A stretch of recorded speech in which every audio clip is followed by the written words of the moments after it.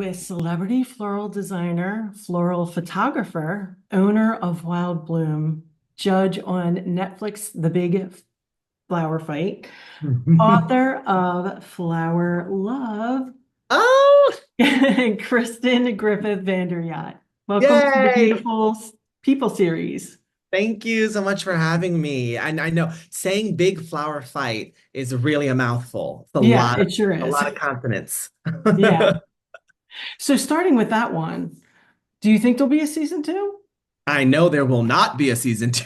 Oh, I okay. wish that there would be, but I haven't heard anything, and we're going on 2024 now, and it's Yeah. not 2020. I mean, Hmm. that's a really long wait time, Yeah, especially for about sure. momentum. But if they called me, I would absolutely do another season. Yeah, for That show. sure. Yeah. So I feel like with your life, a lot of really pivotal things happened within a short span. Hmm. Um, I feel like, of course, you got married in 13 and, then you moved and then there Yeah. was like the pandemic and you started writing your book. Can you give us kind of like a timeline of all of that? Because there's some really crazy Yeah. things and exciting things that happened with your life. Yeah, well, it really started in New York City when I was living there. That is where I cut my teeth as a florist. I started out very much like everybody else in this industry, sweeping the floors of a flower shop in Yeah. Brooklyn. And I was an unpaid intern, and I would do it again in a heartbeat. And that was really sort of like one of the most pivotal times in my life because I got to see some of the most incredible, talented, amazing women, florist, creative geniuses, Yeah. work. And that was, it was very helpful for me to understand how you can bring yourself into the space. So that was a pivotal moment. I would say the next pivotal moment was, I sort of talk about it in my book, is where I got a spread in New York Magazine. They do, which was a big deal. It was the magazine that I used to plan my own wedding. It was just so monumental for me, and to be able to work with them and have that moment happen was another big deal. Um, Mhm. and then the moment where I was like, oh, okay, this is really, really pivotal, in terms it felt much bigger than me, was when I had my flowers on the cover of People magazine for Julianne Hough's wedding. That was a really magical, and there was so much work. There were so many people who helped me with that wedding to make it happen, and it was such an adventure, and it was a really magical time. And so that was a big moment. And then Flower Fight obviously happened a few years later. That was great. And then so I would say like every 2 years, because I've been doing this for it's 2014 now. I've been doing this since 2010. So yeah, so I've been in it for a while. So every 2 years I tend to get just a little break here and there. And I'm hoping Yeah. that there's more along the way. So with your flower love, now I know it's about a year old now, right? Yeah, I think oh my God, Yeah. today's the 1 year anniversary Hmm. of Flower Love. What? August Yeah. 29th. Oh my gosh, I don't know when this is airing, Crazy. but August 29th is the 1 year anniversary. Oh, I have to say something. Yeah, yeah, yeah, for sure. But what I love about this and what I've read about you and listened on Mornings with Mayesh with Yvonne is you mentioned that, some people, creatives, are not readers. I am one of them. I'm one of those people. Like if it does not have Same. pictures, it really doesn't interest me. Same. So I love that you sort of embraced that Yeah. and said, like, this is such a great coffee table book, Yes. because it has such amazing images and just such beautiful flowers. Um, but I love that. You want to kind of elaborate on it a little bit, Yeah. how that came Yeah. Well, about? I'm very much like you in that sense where when I was first getting into flowers, or if I get into any hobby, like say it's crocheting, say it's fashion, I'm getting all the books for the pictures. I think I like soak up more creative information from Yes. visual stimuli than I do from reading. So I knew that my experience with my own floral education, because I'm self-taught, was I have a ton of flower books, foraged floral, Martha Stewart weddings. I've got the Putnam and Putnam book. I've got so many. I've got the Tulipina book. I've got the Ariel Shizar book. I got so many flower books, and I've read zero. I've Hmm. read none. So when I was writing this book, I wanted it to be something that I could be proud of, a book that I would pick up. And I knew that it needed to be really visually stunning. And so I said, I'm going to make it gorgeous. And if you never read a word, you've got these beautiful pictures to look at. But if you do happen to read it, I want you to go, oh, oh, this is fun. Oh, this is so interesting. Oh, this is cute. Oh, this is educational. Oh, it's so much more. Yeah. So I sort of wanted to have that surprise there. Yeah, I do love that. And I feel like not just us, but there's a lot of designers that are like that. Mhm. Which leads me to my next question, because I suffer from this as a floral designer. I have performance anxiety. I have, Yeah. you talked about self-sabotage. Yes. Let's talk about that. Well, yeah, that self-sabotage is very real. I think it's something we all fight every day. And I think it Yeah. comes in the smallest, most insidious ways. A great way that I love to self-sabotage is by not giving myself enough time, right? If it takes me 30 minutes to do something, I'm gonna be like, I can do it in 20. And I feel like that was something I really wanted to emphasize in the book was to take your time, create space, carve out space for yourself in these flowers. And while you're working with flowers, you're going to be your self-care practice. This is going to be the Mm, moment that you are able to say, I'm taking my time. I'm going to show up however I show up. And perfectionism is not the goal. The goal is to show up and to stay present. And that is the goal. That helps me, at least, my brain, yeah, um, feel better about the work when I'm not trying to get in my own way. yeah. But it still happens, right? Oh, all the time, Yeah. every day, every Do day.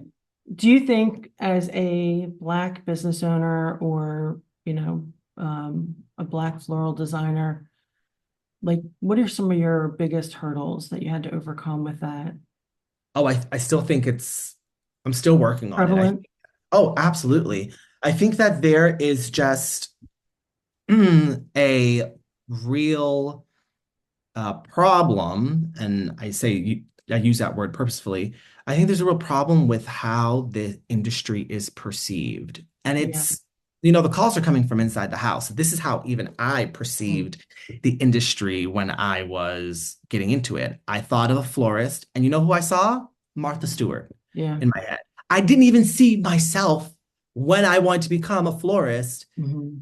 right? And so I think this idea that we exist in this space and that like our work is just as good or on par with our contemporaries, there's this kind of layer of having to constantly justify and prove your worth over and over and over and over Yeah. again.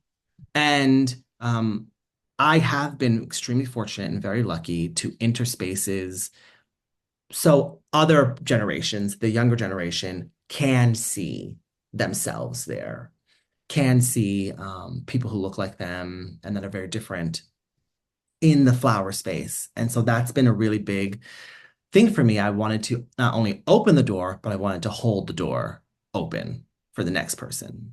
Yeah. That's incredible.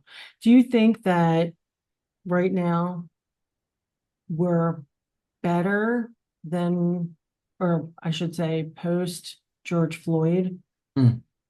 in terms of maybe racism or inclusion? Do you think we're better, worse, the same? What is your take or thought on that?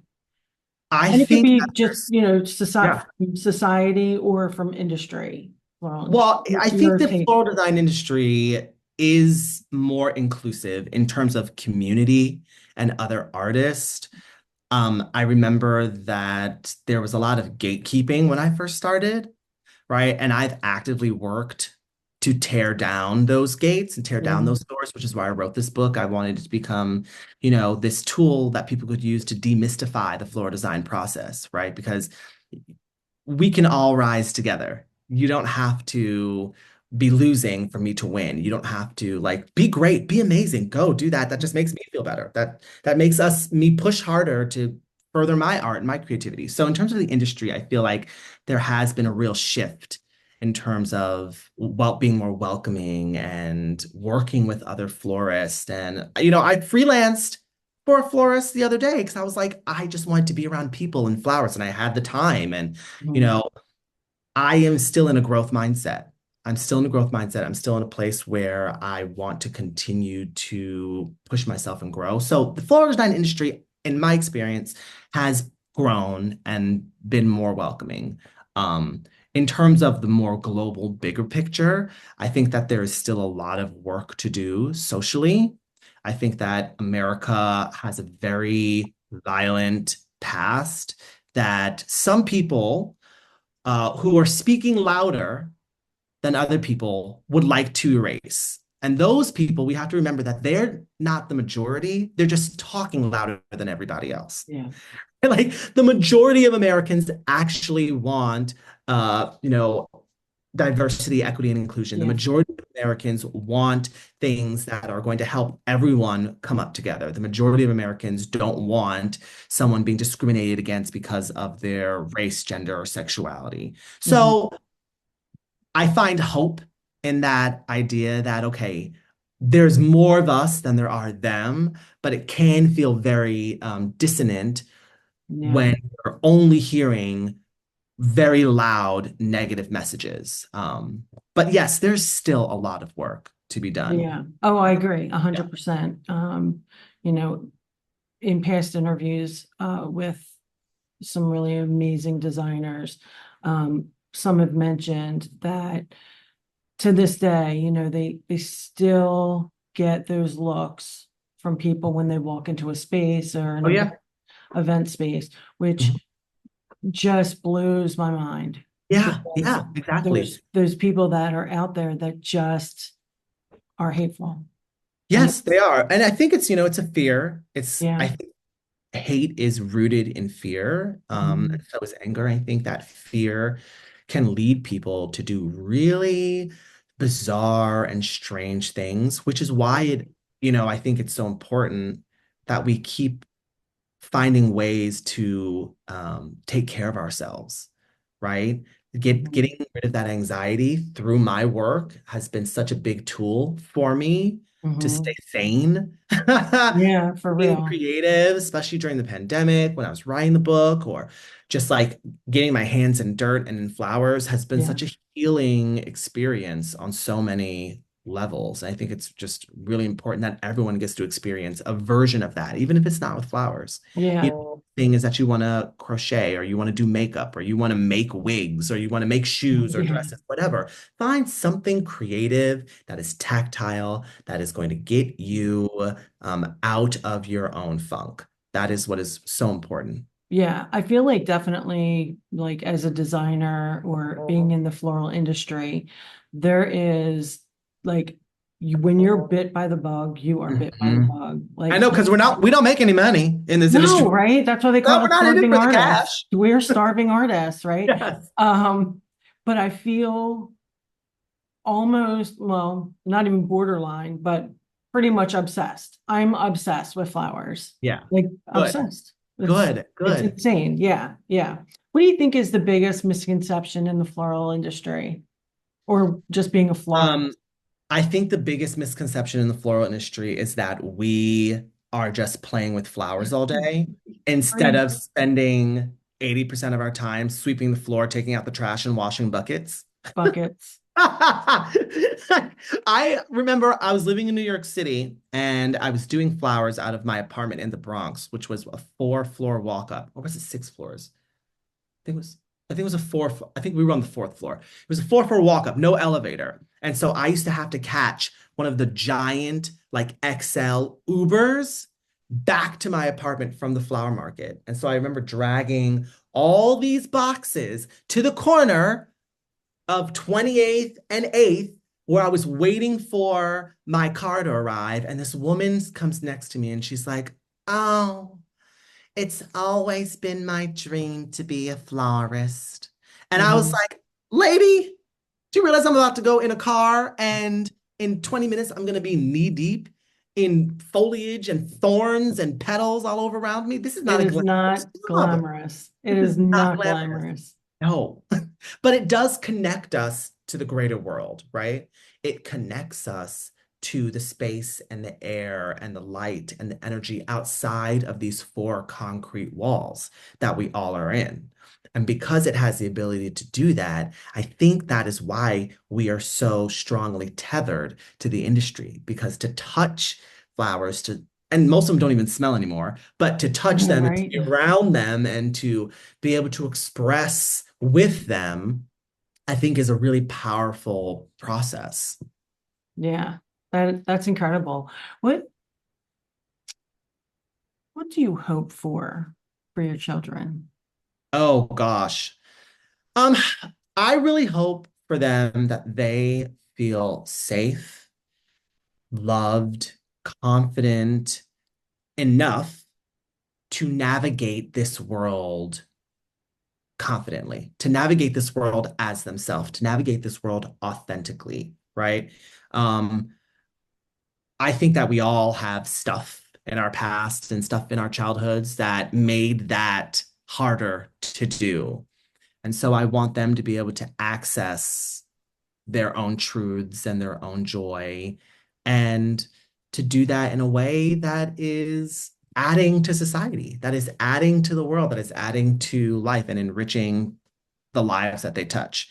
And so that would be really, that'd be good. And if they're Yeah, good people and like, yeah, they're kind. not jerks, then that'd be great. I'd love that as well. That'd be a goal. That's sort of our job Yeah, as ushers, right? Like as parents, we really are just ushers. We're tour guides for our kids, yeah. teaching them about the world and how it operates and how to navigate through it successfully.